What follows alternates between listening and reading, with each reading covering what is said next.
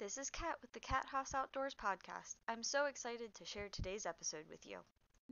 Joe, thank you so much for joining me today. We've been part of Mason-Dixon Outdoor Writers together for quite a few years now, I believe. Yes, at least five, and maybe But, more than. I think it's more than that. I think I may have joined probably 2014 or 2015, I think. Well, then it's been almost 10, but you get to be my age, years just come and go.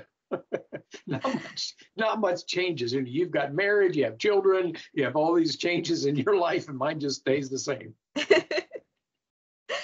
But thank you so much for joining me today. I'm so excited to talk spring turkey hunting with you. Tell me a little bit about your background in the outdoor industry. Okay, well, I was a teacher for 10 years. I became a principal. When I first started teaching, I thought, I'd like to be in administration. So that was my goal.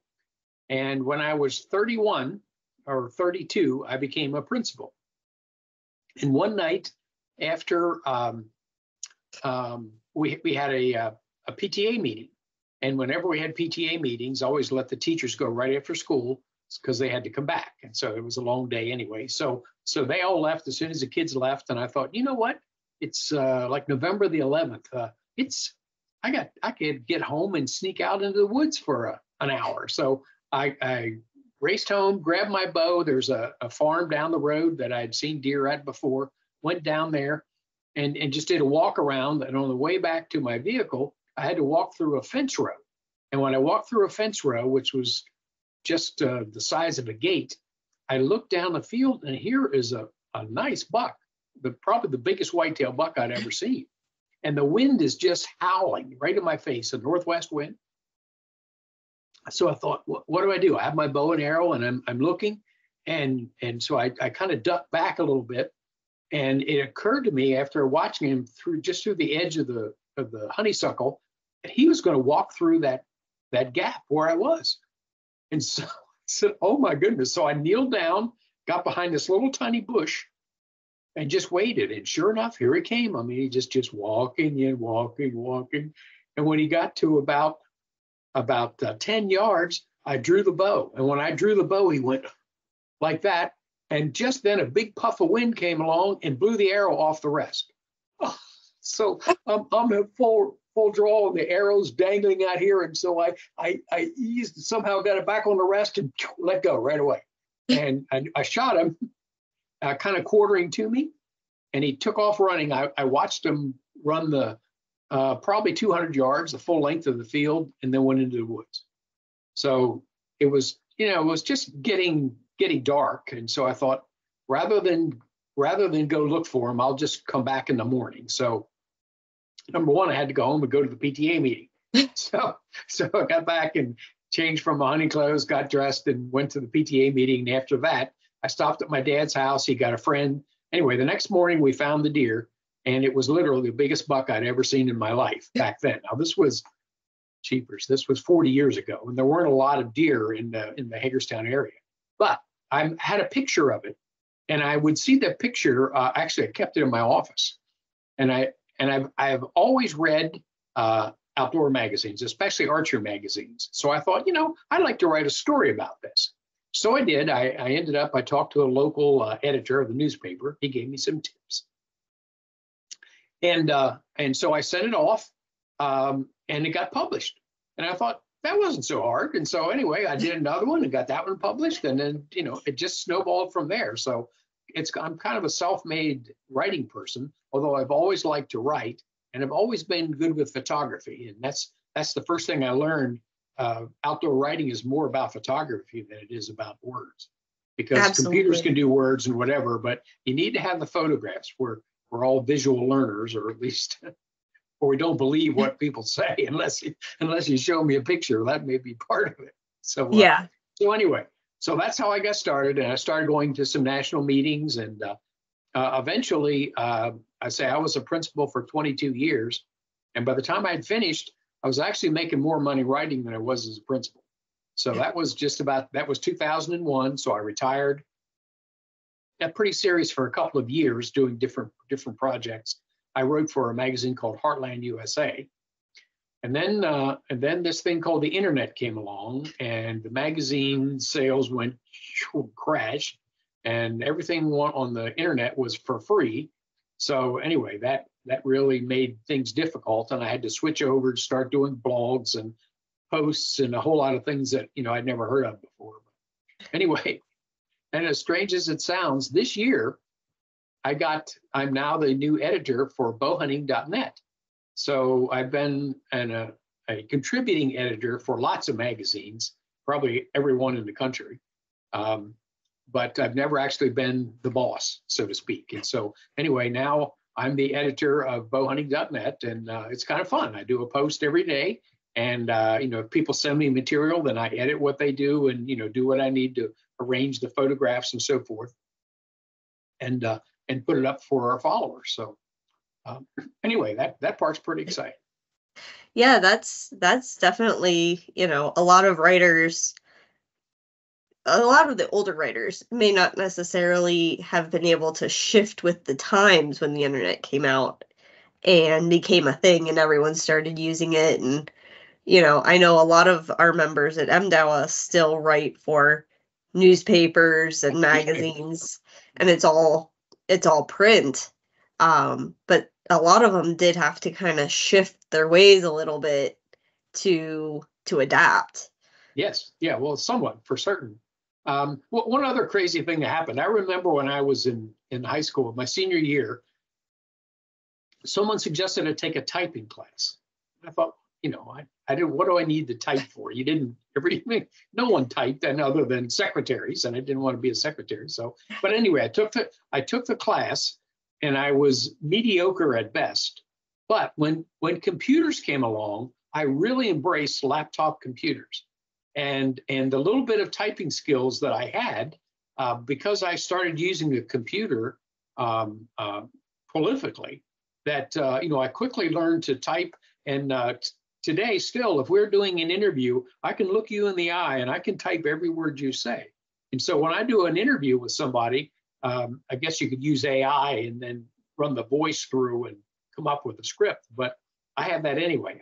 And I know the AI gets things confused very easily and has to recognize your voice and the person you're listening to. So anyway, that's served me very well over the years. And so I've been able to do a lot of interviews, a lot of articles about, what people think, what they say, what they suggest, that kind of thing. So that's worked out well. Yeah. How did you get started hunting and fishing? My father was an avid hunter. My grandfather was an avid hunter. And when I was 16 years old, my grandfather was a well driller and he retired. His goal was always to go to Alaska. Always in his life talked about doing it. And so he bought a Jeep pickup truck. This was 1963. Okay. To date myself big time, but 1963 they made a Jeep that had was a cab over, almost like a Volkswagen, and had a bed in the back. And we put a camper on that. It's called an FC 170. That was the model of the Jeep. But he bought a Dreamer camper, which had about 10 square feet of walking space inside. It was so small. But he and my grandmother and I left for Alaska on May the 8th. And we came back August the 22nd. We drove, I don't know how many thousand miles, but we were going 4 months. Oh, wow. We ended with a big game hunt in the Yukon Territory, and I shot a Dall sheep and a moose, and he shot a Dall sheep and a moose. So, that was a life-changing event for me. It was like kind of going into the service. I got away from all my friends, everybody I knew. You didn't talk on the phone in those days.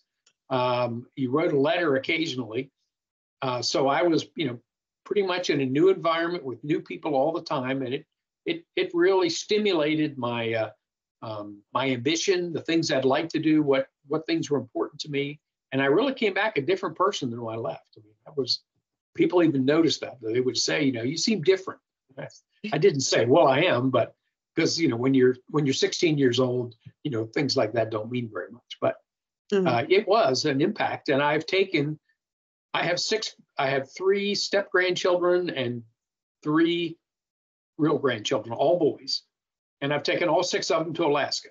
So that was even back then at that young age, I swore if I was ever a parent or a grandparent, I was going to take my kids to Alaska, because that was such a meaningful and eventful event in my life.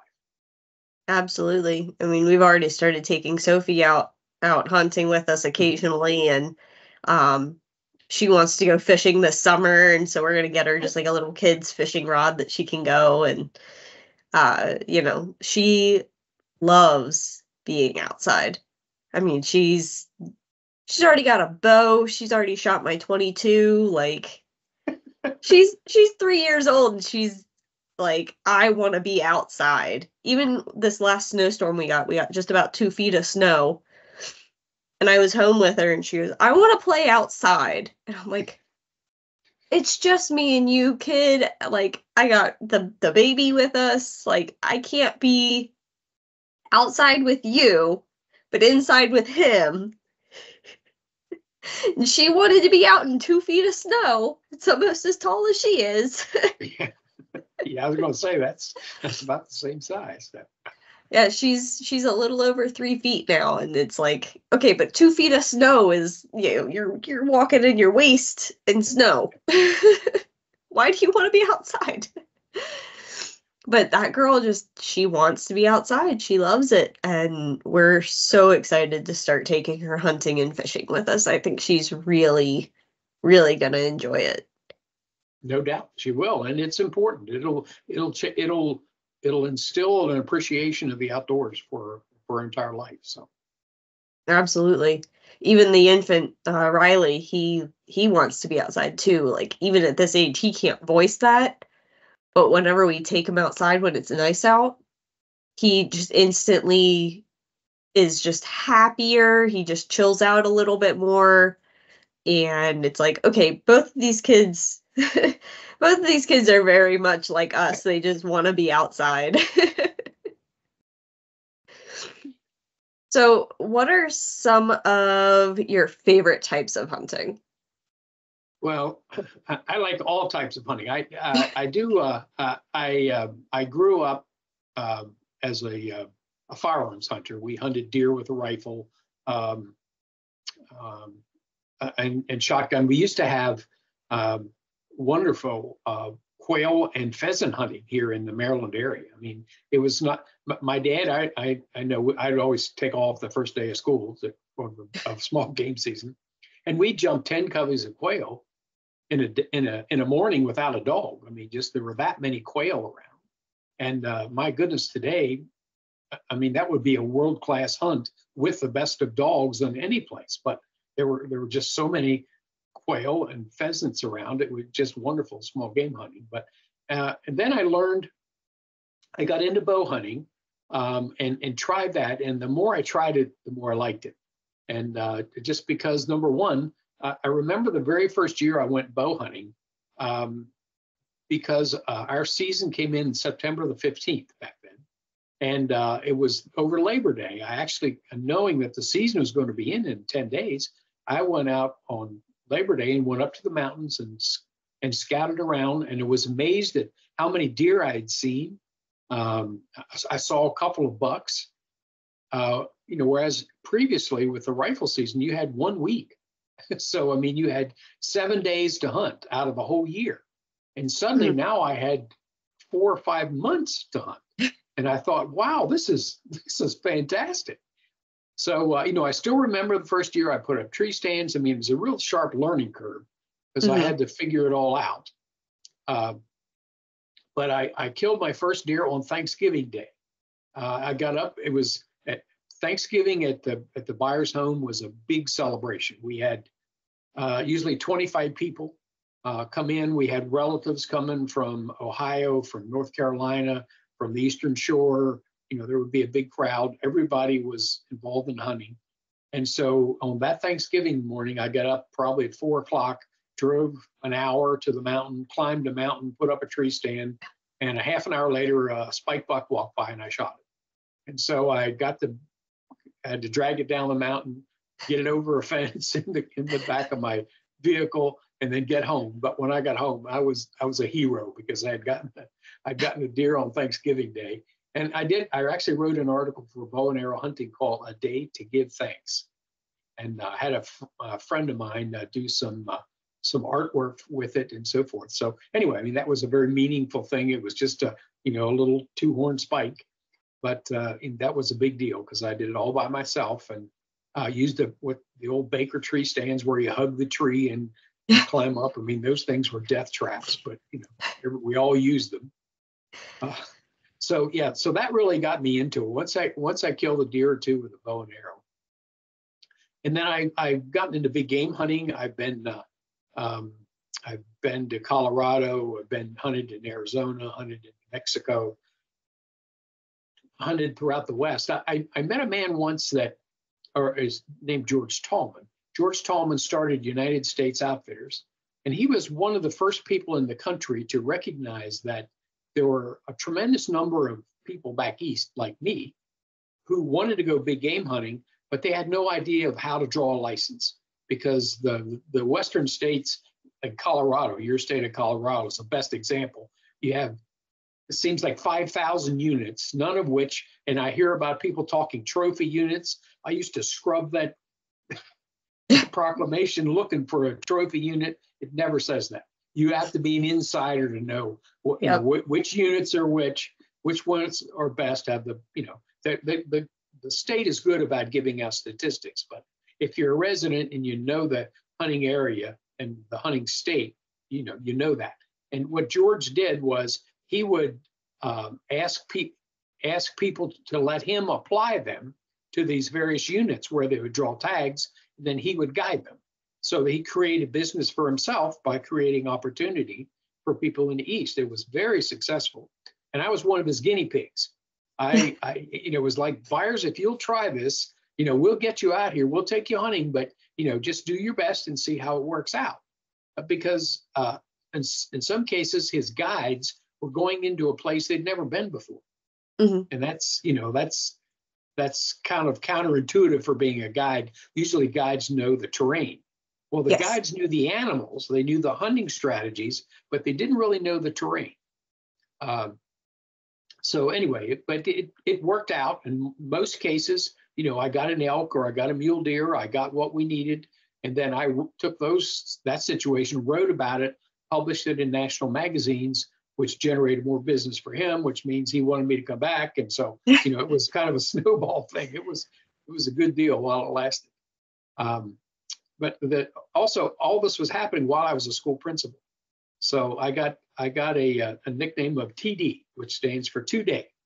And because George used to shake his head and complain and say, Byers, look, we want you to go here. We want you to be successful, but you got to give me more than 2 days. And I'd say, I might can get 3. So I would fly out west someplace Thursday night, on Friday, and Saturday, and Sunday till noon, and then go back to the airport and be at school Monday at 8 o'clock. And so anyway, but even given that, I always got the story. We had lots of that. But usually I got an elk or a mule deer, whatever it is we were after. So I just have always been fortunate and probably pretty darn lucky. Well, I know that turkey season's coming up, and you and I have quite a history of turkey hunting. Yes. So let's talk a little bit about Easterns, Merriams, Rios, just different turkey species, kind of the areas that they reside in, some different tactics of what we might use back east that not necessarily work out here and vice versa. Okay, that's easy. I have a couple of Grand Slams. Actually, I have a World Slam. So oh, wow. I don't have the ocellated. That's from the central part of Mexico, but I do have the Goulds. And so anyway, that was I shot one with a black powder gun and one with a bow. So I actually probably have a slam with each of those. But the Eastern turkeys, the Eastern species, which is all up and down the East Coast here, except for southern part of Florida. The tactics are pretty standard, depending if you're going to shotgun hunt or bow hunt. But typically, the turkeys have a home area that they stay in. If you find turkeys that gobble in the same place, they're probably going to be there for most of the spring. Yep. Chris Kirby, I have a Chris Kirby game cup here. The Quaker Boy people have these boat tails. They're real.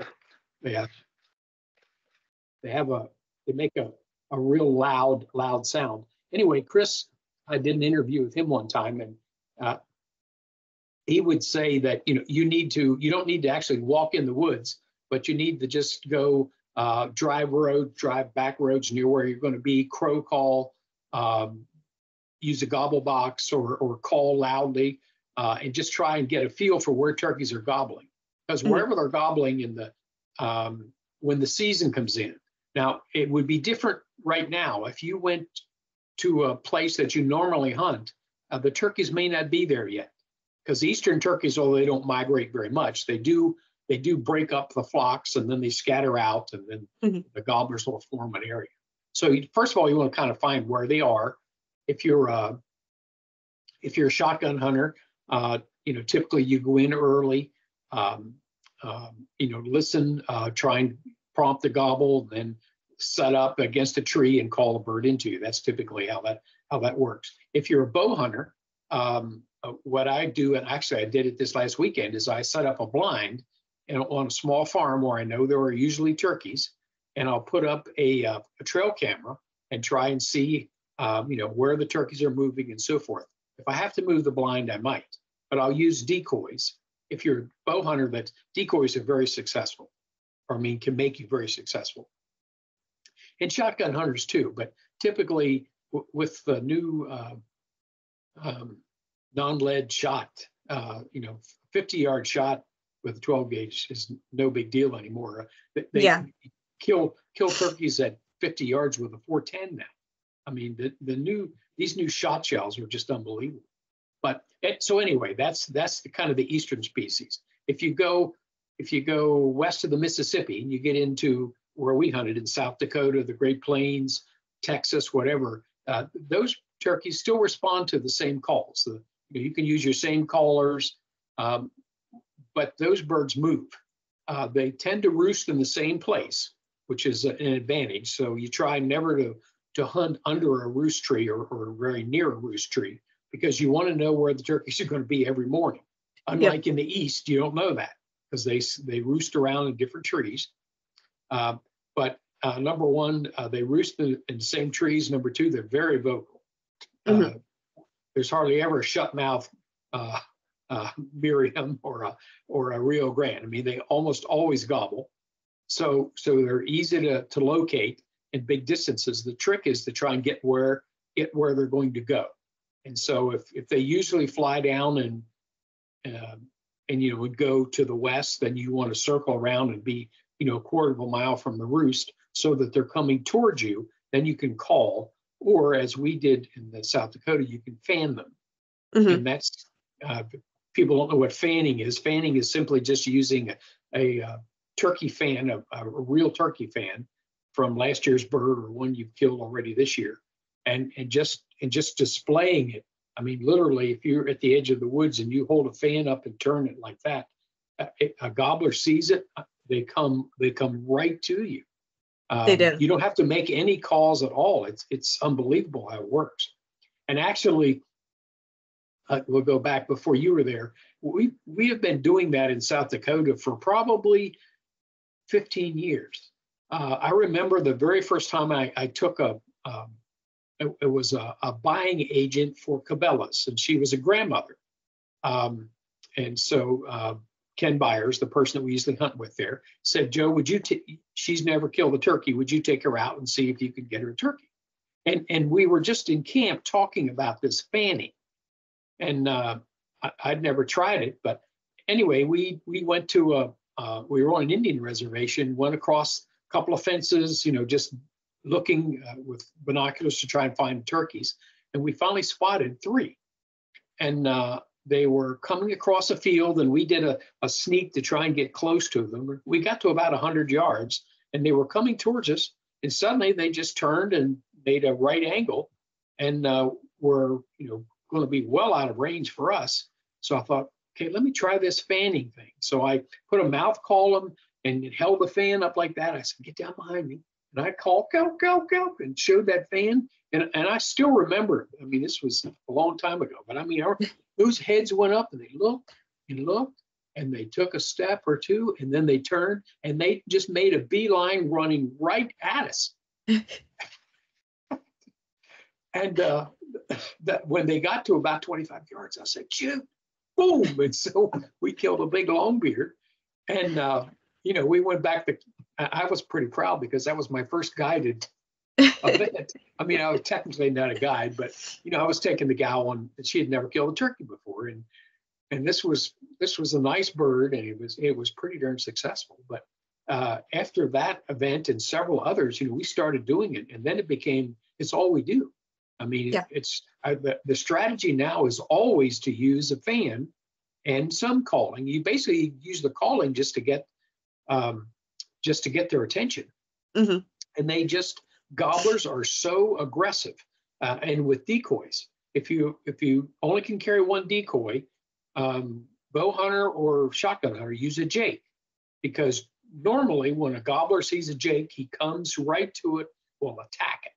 And especially if you're a bow hunter, while he's fighting with that jake, you can draw back, and even if he sees it, he's likely just to stick his head up and stand still and give you that 1001, 1002 chance to take the shot. Or with the shotgun, just go boom, it's over. Yeah. But that's the primary difference. And the Gould's birds in Mexico. I hunted in I think Chihuahua, I think is where we hunted, in the mountains there. And they're larger, they're taller than any of the species, but they're also more aggressive. When you call to those turkeys, you better be sitting at the base of a tree or have your gun in your hand, because I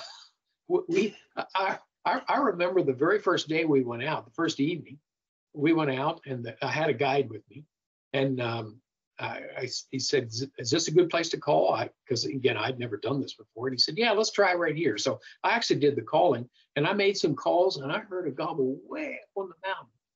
And I said, okay, well, we should be looking around here. And we kind of took our time trying to find a tree. And my goodness, we looked around and the bird was right there. I mean, he must have flown or run, right to us. And that's typically what happens. They respond very well to calling, more so, I think, than birds out west or even in the east. So that's an advantage there. So, I think that you can use the same strategies wherever you go. It's just that the turkey behaviors are different in the West, because the Western birds move around. Turkeys in South Dakota fly down and walk the whole day. And they walk the prairie. They may walk 5 miles. They'll eventually come back to that tree. So, you just want to cover a lot of ground. Use binoculars are critical if you're out there, because you can see if they're hens or gobblers, and, you can spot them a mile or two away, and then try and, again, get into someplace, get in front of them, and, get a close encounter. Yeah, I remember when I came out to hunt South Dakota with you with Ken, and we got into a couple of birds. We were down in this bottom, and they were up on the ridge above us. And I didn't get a shot at them while they were up on that ridge. But as soon as we figured out kind of where they were going and they were out of sight, we were running to get to where we thought they were going to be. And it was right after that blizzard had hit. And we were trying to climb up this hill, and it was so slick and muddy. So we're on our hands and knees trying to climb up this hill. Ken's in front of me with the fan. And there was a hen coming in, and she was right on the edge of the hill. And we're like, nobody move. Nobody make a noise. Nobody move their eyeballs. Like, don't look at her. Because right behind her were two gobblers coming in. And we were like, if she spooks, they're going to spook. And it's going to be over. And that was just, it was such a crazy experience for me because I was so used to Maryland or like Easterns where, you usually kind of pick a spot and you just kind of hang out there for a little bit, set decoys out. And most of the time that gets it done. But, to be so mobile, and even in Maryland, we do use kind of like a run and gun technique where if you're set up and nothing's happening, if you're careful and quiet enough and there's a gobbler like way back in the woods somewhere, you can still get up and kind of get a little bit closer to them, trying to close that gap. But it was so crazy to me that like you just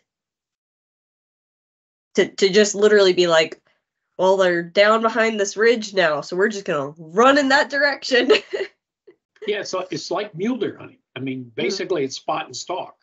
The other thing that's different too about the West is the weather. Several times in late April, I've hunted in a foot or more of snow. Yep. I mean, that's just like you say, the big storm had melted. Then it's a muddy mess. That's the worst. But no, a couple of times we've been there and I had a blizzard. I mean, literally a literal blizzard in the end of April. So you always have to have lots of different clothing when you hunt out west, for sure. Yeah, light layers. What are some of your favorite turkey calls that you use? Well, I try and use three. The best, I'm going to say the best, the turkey call with the most advantage is the diaphragm call. And it's funny, I figured since your mouth is shaped like this, that's how you should put it in your mouth. And I did nothing but choke and gag when I tried that. So I saw in Turkey Call magazine, there was a dentist who said, if you'll send me a molding of your teeth, I'll build you a diaphragm that you'll learn how to do that. So I did. And what I realized when I got it back is, yeah, that's your mouth, but this is how you do it this way. So it was like, duh, why did I know that? So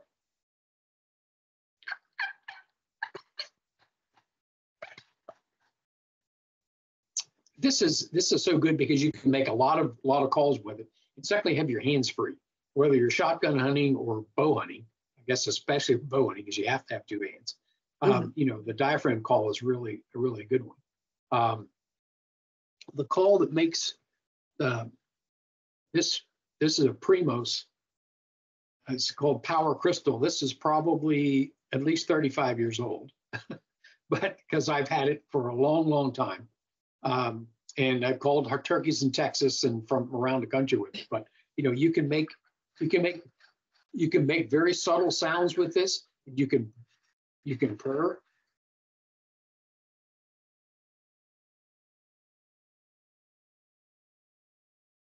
Jake's getting in a fight. That's one of the sounds they make. That often will bring it up. And the easiest one, and maybe in some cases out west, especially the best, is a box call because it makes a really loud sound. And, travels a long way. This is actually a Ben Lee that he signed. That's a collector's item. That's not one I take hunting anymore, but they're again pretty easy to use. And my favorite is the Lynch World Champion box call, and I didn't bring it up here, but it has a hen call on this side and a gobbler call on this side. So if you want, especially if you're fall turkey hunting, using a gobbler call, and gobblers go. They're they're rough, deeper sound, but slow. Whereas with a hen, it's much more rapid yelping. So I try and use, I usually have all three of those in my vest. And, it just depends which one, what the circumstance has. If I'm in a blind, then I use the slate call more because you have movement and you're covered up. If I'm sitting against a tree, then maybe the mouth call gives me an advantage because I can just do this and not even do that at all. I can still call with the call of my mouth. And for the archer, you want to, your turkey almost has to be still. And the advantage of having a mouth call, when you get one in range and where you want him to go, if you just do this.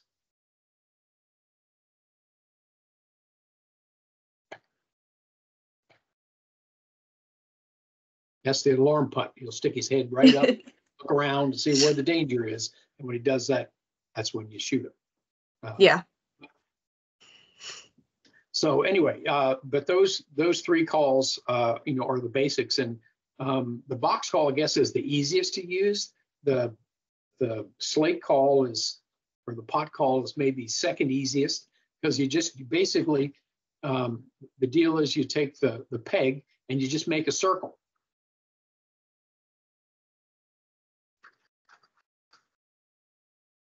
And, so you hold it like you do a pencil. And so anyway, that's pretty simple to do. Again, this one, just remember that it doesn't go like your teeth; it goes the other way. Once you get onto that, you learn to like that because you can puck and just make all kinds of sounds, and again, you have so much versatility because you can still keep your hands on your bow or your gun. So, that's most of what Wes uses now is like he still has, I think he has 2 different pot calls that he takes with him, but he takes 3 or 4 different mouth calls to get different sounds. Yes. Younger hens, older hens, and he spends so much time practicing. I will never forget the time he told me he was in the truck headed home from work. And, well, sometimes the gates at military bases, they get shut down for security reasons. They won't let anyone on or leave. Why they won't let someone leave, I don't know. But, so he was like 3 or 4 cars back from the gate. And the gate was shut down. Some security alarm had been tripped. They weren't letting anyone off base. And he always took his mouth calls in the truck because sometimes the noise gives me a headache, being in a vehicle with him or in the house with him. So when he's practicing for the season, he'll just do it in the truck to and from work. And he was getting ready for elk season. So he had his mouth calls and his bugle tube in his truck. And he told me and it's like summertime. So he had the windows down and he ripped a bugle, full volume bugle from the truck in the line at the gate trying to get off base. And he said he saw 5 security forces guys poke their heads out of the guard gate. Everyone's turning around in their vehicles trying to figure out what the heck is going on. And I'm like, yeah, that's something I could see Wes doing. But also, I wouldn't be surprised if I saw you doing that either. One time, funny story like that. One time I was on one of these New Mexico elk hunts, where I get in and be there just 2 days. I get up in the morning with somebody and I said to my guide, I said, have you ever used, that was when Wayne Carlson started the estrus cow call. Now, I don't have one of those here, but if you know, there's yeah. It's almost like a predator call. It sounds, It's really loud. And he said, no, I've never heard that. I said, well, here, I got one. So I get out, we're going in the mountains, just getting daylight. And I'm blowing on this call. And he says, stop, listen, hear that? Well, Mike, I didn't realize he had his window down. And their elk were bugling like crazy all around us. So we stopped, got out of the truck. But that was what we were just driving along slowly up this, going through the mountain, and I'm wailing on this call. And say he had his window down, and the elk were just, man, they were going crazy, and because it really worked. That's that when they first started that those estrus cow calls. I think that elk have learned to get used to them, but I mean, it would be we would sit down, just pick a spot, and blow those calls. And 2 out of 3 times we would get an elk approach. They almost always come in downwind and would smell us. I mean, most of what we just heard were hooves pounding, because we didn't actually kill one on that trip, but we had 5 or 6 really close encounters. It was just crazy. So, yep. So it's fun, but it's a good place to practice, because lots of wives don't like turkey calls in the house all day. That gets old after a while. So going to work is a good time to practice. I don't mind it. It's not that I mind them. It's that the constant use sometimes gives me a headache. And one of our dogs, for whatever reason, does not like them. So if Wes is down in the basement blowing on one of his calls or practicing or just testing to see which ones he's going to take on that hunt, I got the dog upstairs crying and howling and whining and adding to the headache. It's like, you know what? No. Just take him in the truck with you. Practice in the truck. Like, don't set the dog off. Any sort of mouth call sets her off. And my mother-in-law got Sophie a box turkey call for Christmas. She's pretty good at it. We only showed her how to use it a handful of times. And she's already figured it out. I don't know if you've seen these it looks almost like a little shotgun, but it's for bugs and it shoots salt, like kitchen salt. Yes. Uh-huh. So Wes got one of those as a Christmas gift from somebody at work. And Sophie thinks it's the most hilarious thing in the world to shoot bugs with salt. And so now that she has this turkey call, Wes has a turkey decoy. It's a Tom decoy that it came with a fan, but he also put a real fan on there to be able to fan turkeys with. And she thinks it's the most hilarious thing in the world that we will sit up against the wall in the kitchen and she calls it turkeys. She's calling. I've got the little bug salt gun. And Wes will come in full camo with his turkey decoy and come strutting in with the turkey decoy on the floor, crawling across the floor. And she'll be like, Mom, there's a turkey. I'll be like, all right, tell me when to shoot. And she'll tell me when to shoot it. And so we'll shoot the turkey with the salt gun. Wes... You need to video that. That would be pretty. That would be. We have a video. A video.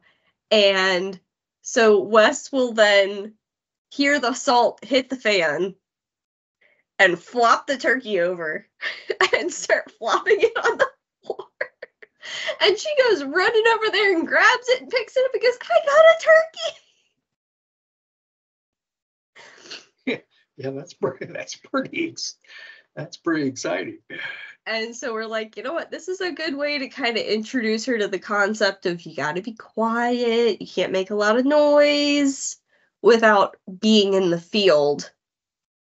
And that's hard. And that's hard for little kids. It is. But we would spend hours doing this. She'd grab the turkey and then she'd take it back over to Wes and hand it back to him and do it again.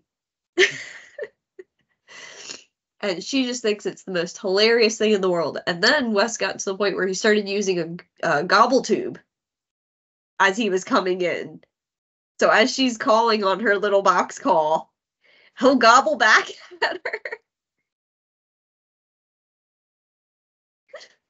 And Yep, he just gives her the full experience in the comfort of the living room.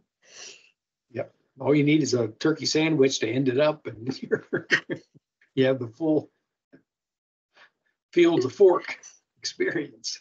Yep. But she keeps saying whenever he starts, messing with decoys and calls and getting his vest ready, she'll be like, I want to go shoot a turkey.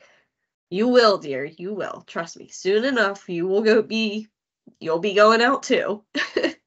Your day will come. Yep. Yep. I'm actually planning on going out this year. I did not hunt at all last year. But this year I'm hoping to get out to the turkey woods a little bit out here. I'm excited.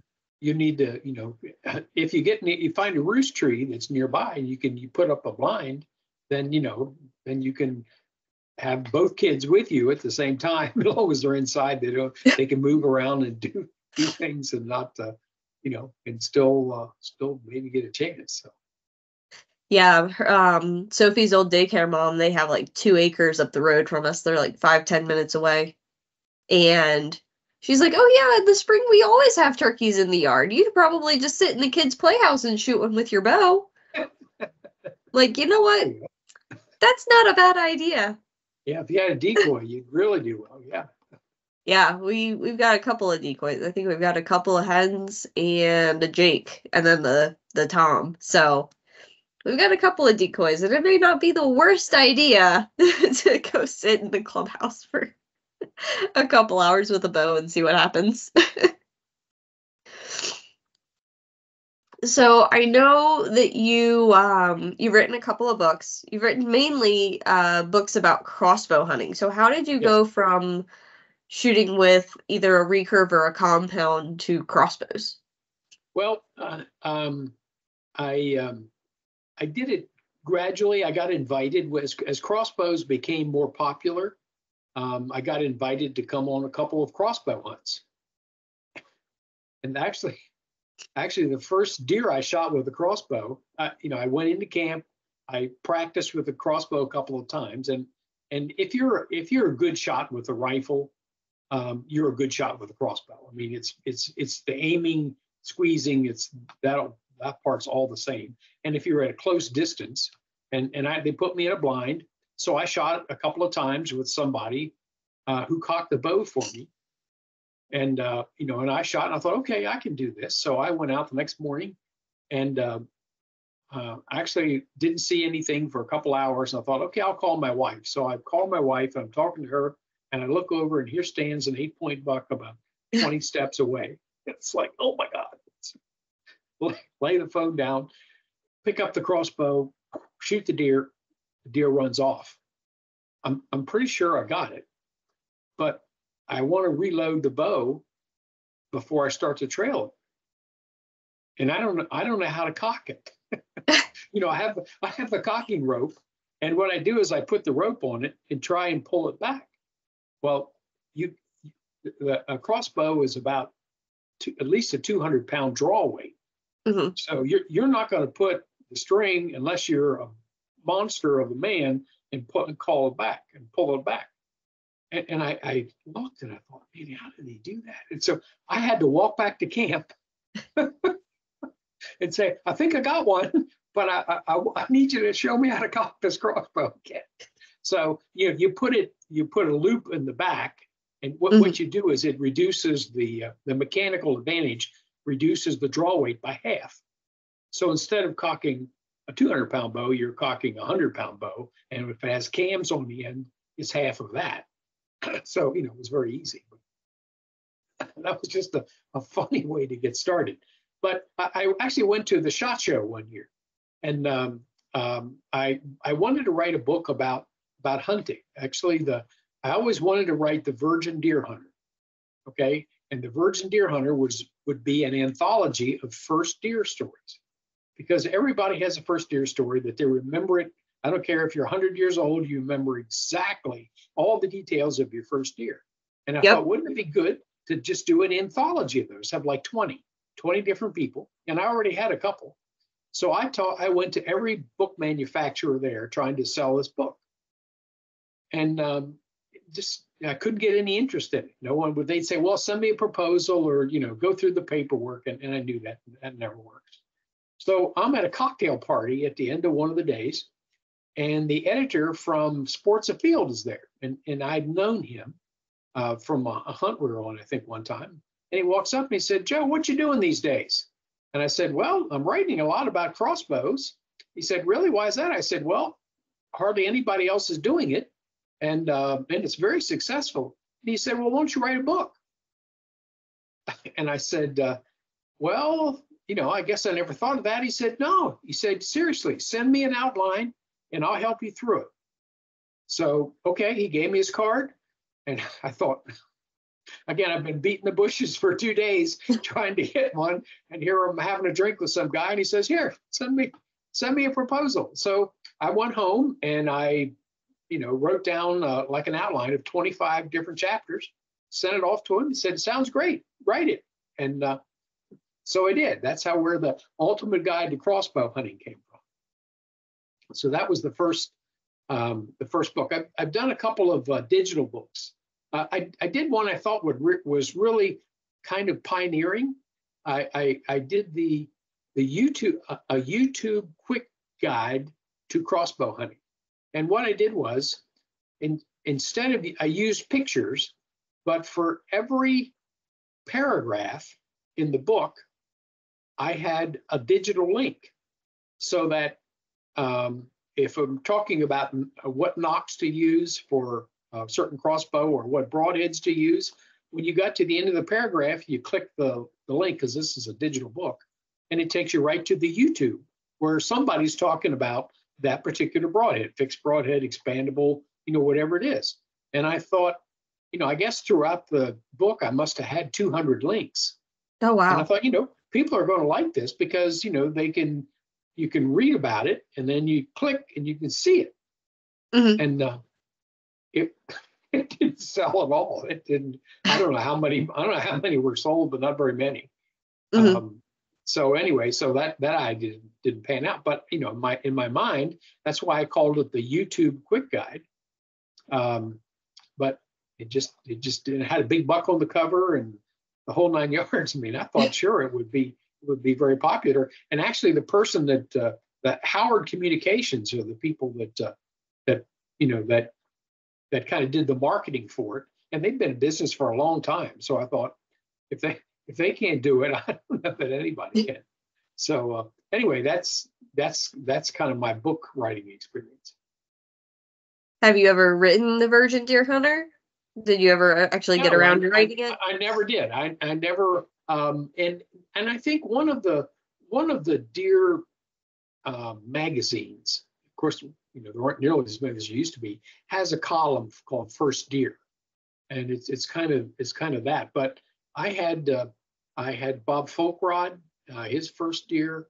I had a couple of people that were pretty well known in the hunting industry. Not Michael Jordan, Bill Jordan. People like that. So anyway, I had a few of them, but I just never. It never happened. I guess I could still do it. I mean, I probably have the files here stashed away somewhere. I'd have to go back and retype them all. But anyway, I thought it was an idea, but no editors seemed to think it was. So, so how about can we talk about turkey bow hunting a little bit? I brought some. Yeah, absolutely. I brought some toys. This is. This is called the Tomahawk, and I'm not so sure that you can buy them anymore. But it's, hold it up a little higher so we can see it. There you go. You see it there? Yep. With turkeys, the bigger the broadhead, the better, because the kill zone on a turkey is literally this size. It's the size of your fist. I mean, their heart and lung are very small. And so you need, if you're, and it's covered by feathers that move around, and the turkey's fluffing the top 1/3 of the turkey. If you look at a strutting turkey, is all feathers. So if you shoot them in the middle, or a little bit high, you're going to maybe just cut the back. But again, it's a real challenge to get a lethal shot on a turkey. And so the bigger the broadhead, the more cutting you have, the better. I've used the Grim Reapers as well. So I have one of these here. This one isn't open. But these expandables, when they hit, actually a turkey can be hard to penetrate. If the feathers are very resilient, and if you hit them at an angle, they tend to actually deflect an arrow. So a crossbow, because of its kinetic energy, you're shooting an arrow at such speed that it really is very, very lethal on them. I even brought.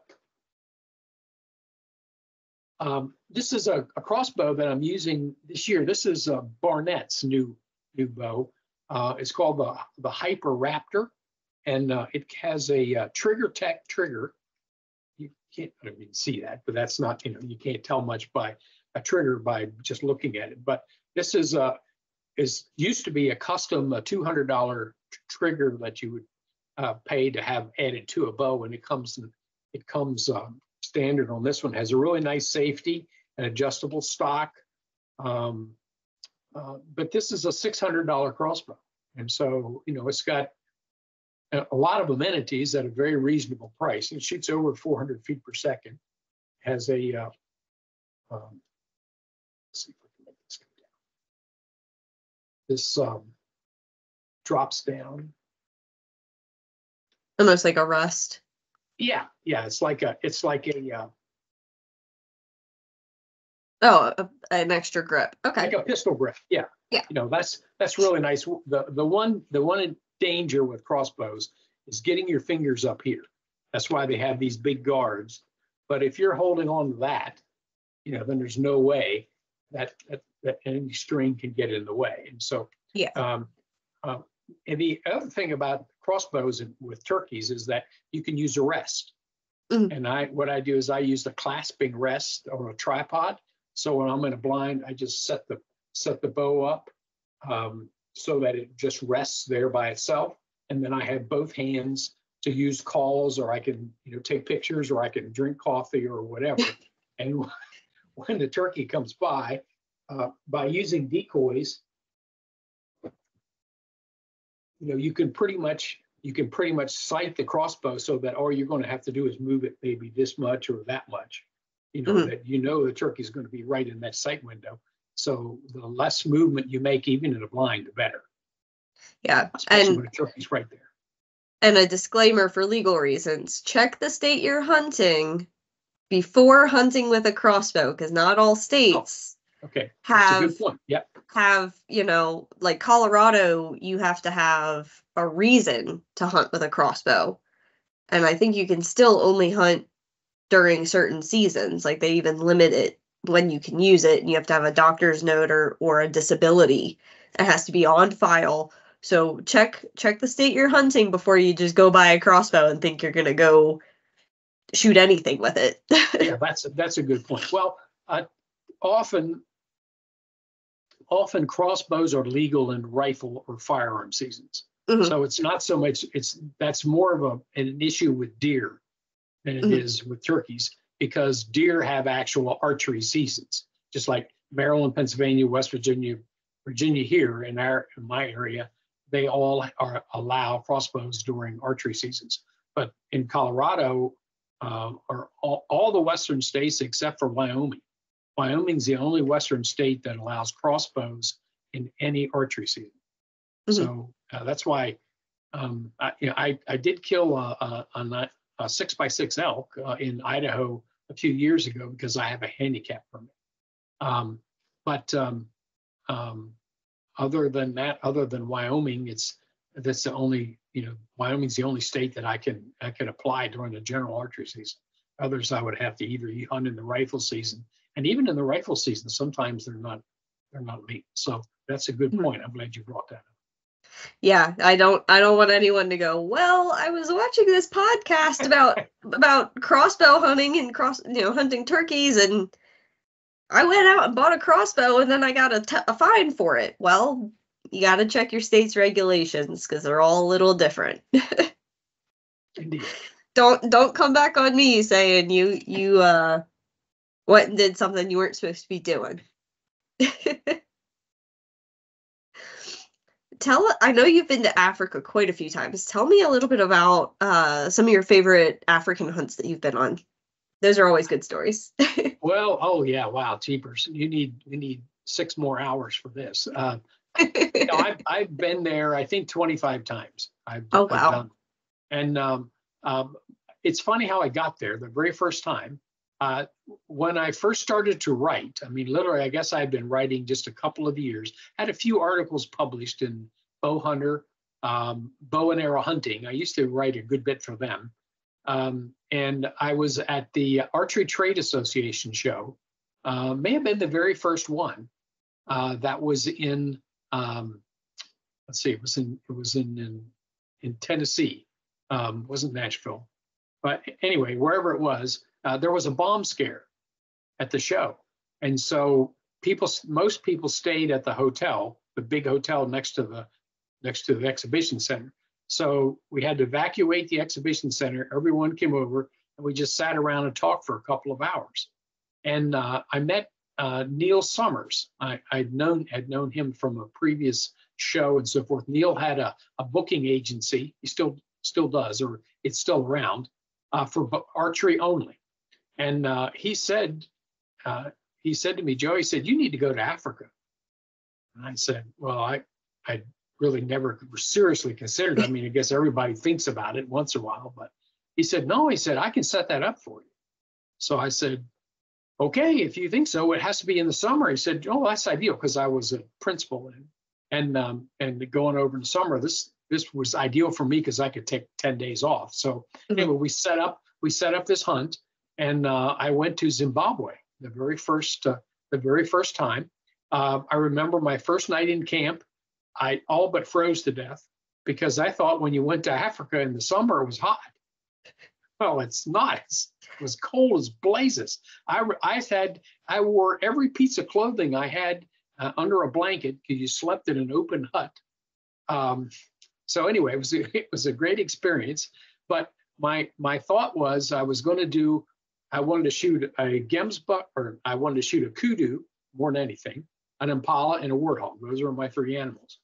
And so and we were talking in camp that first night, and the guy says, what do you want to get, Joe? And I said, well, I'd like to get these 3 animals. And he said, okay. He said, that's kind of ambitious. He said, we'll drop you off at a blind in the morning. So they dropped me off at the blind.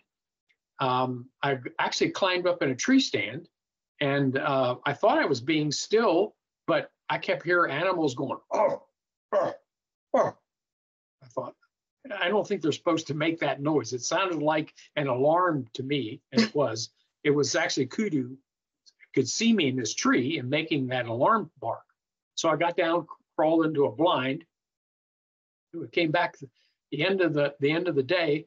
I had a kudu, a warthog, and an impala. I had all 3 of them in the first day. So that was pretty lucky. But it's just a wonderful experience. You will see the fellow I've hunted with the last I guess over the last 10 years. His name's Rossi Erasmus. And I don't know if there's links and so forth here, but if you want to contact me, I'll be glad to give you his information. But he hunts he has very well established blinds. I mean, blinds that are as big as most people's kitchen. I mean, they're comfortable. They have big seats, and you hunt by water hole. And during the July and August, and even into September, it's the dry season there, and so almost every animal comes to drink every day. So I mean, it's like being in a photo blind. I mean, you just a parade of animals, some in herds, some individuals, whatever. And you see 100 animals, you might shoot at one of them because it's what you want. But anyway, it's an awesome adventure. It's compared to North American hunting, it's very inexpensive. I've seen moose hunts now in Alaska for $25,000, Mm-hmm. and holy cow. I mean, it's just great. And elk hunts, a $10,000 elk hunt's pretty common anymore. And if you Yeah. go on an Indian reservation, they're 20 or 25. So, I mean, and the other thing is you can take your wife or your partner or your grandson. Like I've taken all three of my grandsons, my last three, to Africa. One's been there 4 times. And it's just so exciting. It's new culture, new adventure. You have really nice accommodations. You sleep very comfortably. You eat great food. Typically, it's Western style food. I mean, we have big barbecues at night. You mostly eat what you shoot, but they have pork and chicken and steak and the normal things that Americans eat. But it's just such a grand adventure. You'll take hundreds and hundreds of photographs of animals and sunsets, and the weather is perfect. If you go in July and August, every day is the same.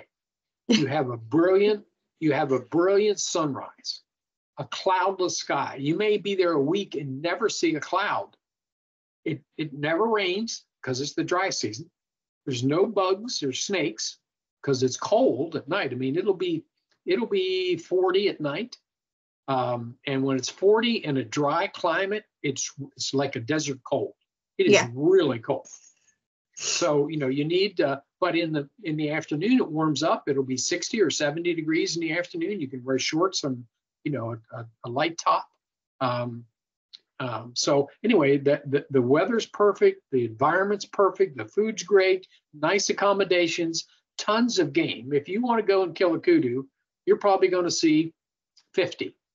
I mean, can you imagine if we had an elk hunt and he said, "Joe, come on out. I have 50 bulls in my back pasture. We're going to go back there and set up a blind." Okay. Yeah. It's that prolific, and you'll see probably 10 to 15 different species of animals within bow range. Oh, wow. I mean, it's just, it's a fantastic adventure. It's something that everybody ought to do. And I know people that have said that are going to go to me and they'll say, "Joe, we just can't swing it this year. We'll do it next year." That never happens. Not the pandemic, but like in 2008, we had that recession, the Great Recession. Well, that never happened. So you do it when you can. If you want to do it, you just save some money. The airfare, if you go in late August, the airfare is $1,000 round trip, and my goodness, you can pay $1,000 to go to California or Washington State or something. I mean, from the East Coast here. So it is the most affordable big game hunt in the world. I think I just don't think of anything better. And usually the hunts are 5 animal packages, but you don't have to do that if you want to shoot a kudu and an impala and a warthog. Those 3 things are major trophies, and all different hunts. You can probably do that for $3,000, and that's not even a whitetail hunt. Yeah, a lot of places here. So that's true. Go for it. It's great to do. The taxidermy is wonderful. My grandkids all have animals on their walls, and they're only, the oldest one's 17, the youngest one's 12. So anyway, it's just like you're taking your daughter outside. I've got my grandkids hooked on going to Africa. So I hope they go for the rest of their lives. Yeah. Well, Joe, thank you so much for joining me today. I really appreciate it. If anyone wants to hear more content like this, please let us know in the comments. And we will, we could even do another episode just on Africa. If you want to do that, telling stories. We could do it in my basement, and I guess can you do this on a phone? I mean, can we do a link up on a phone so that I could go around and show you the different animals and so forth? Like there's a sable off to my left. There's a zebra skin rug on the floor. You can't see all that. Yeah, no, absolutely we can. We'll have to do a little primer practice. But no, if you'd like to do that, I'd love to do that because I love talking about it. And it's just, again, it's just so affordable. And the other thing is, if you go in a group, you get a discount. One of the typical on a safari, they charge a daily rate per day you hunt, and then you pay a trophy fee for what you shoot. Well, for example, the guide that I use, his daily rate is $250 a day. If you have 6 or more people, it's $100 a day. So it cuts the cost of the hunt in less than, more than half. Yeah. And usually, I know a guy said, look, I really want to go, but my girlfriend wants to go, and I don't know that I can do this. And he says, oh, just bring her along. So, he's a fellow that you can work with, and especially if you get a group together. And I know I'm going not this summer, but I'm going the next summer. So if somebody wants to contact me, I'll give you my email. You can go, well, the best thing to do is go to bowhunting.net. And that's the website that I'm the editor of now. And if you go there, you can contact me. It's Joe Byers, JoeByers, 30-06. I thought every deer hunter in the country can remember that, at gmail.com. So that's either one of those ways are fine to contact. Cool. Well, maybe I'll see if I can tag along on that Africa trip, because that sounds like a lot of fun. We'll see. See how things go, and it'd be great to hunt with you again. I know it's been a couple of years since we've hunted together, but thank you so much again for joining me today. If you want to hear more content like this, like I said, let us know in the comments, and we will, try to schedule some more time together and do some more episodes like this and get more content like this. And thank you so much. It's my pleasure, Kat. Be well. You too. Thank you so much for joining me this week on the Kat Haas Outdoors Podcast, and I can't wait to chat with you all again. See you soon.